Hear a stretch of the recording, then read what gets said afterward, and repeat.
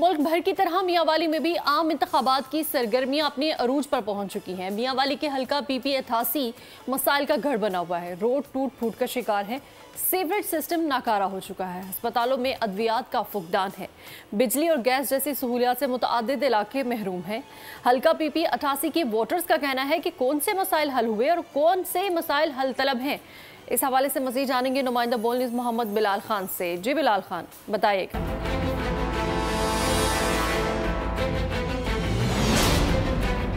जी बिल्कुल, इस वक्त मैं मौजूद हूँ मियांवाली की तहसील पिपला हल्का PP 88 में घोड़ा चौक पर मौजूद हूँ और आपको बताता चलूँ तो यहाँ पर भी जो इलेक्शन की गहमा गहमी है अरूज पर पहुँच चुकी है। हल्का PP 88 में जो टोटल रजिस्टर्ड वोटर्स की तादाद है, सबसे पहले मैं वो आपको बताता चलूँ तो जो टोटल रजिस्टर्ड वोटर्स की तादाद है वो 2,60,778 है।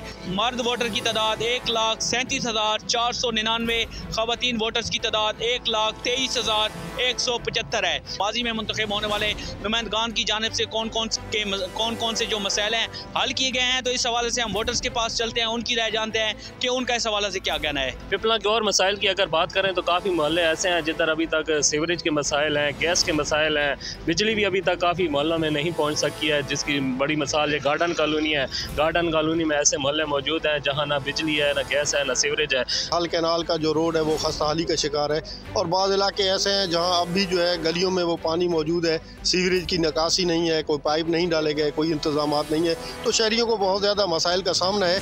सर जी, बात यह है कि हम उसको वोट देंगे कि जो हमारे इलाके में काम करवाएगा या जिसने को काम किए हैं, तो हमारा जो ज़मीर मानेगा हम उसको वोट देंगे।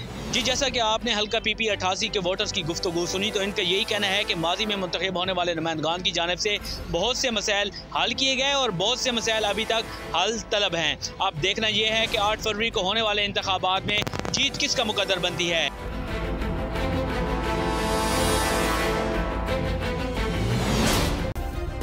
सब्सक्राइब करें और बेल दबाएं ताकि कोई खबर रह न जाए।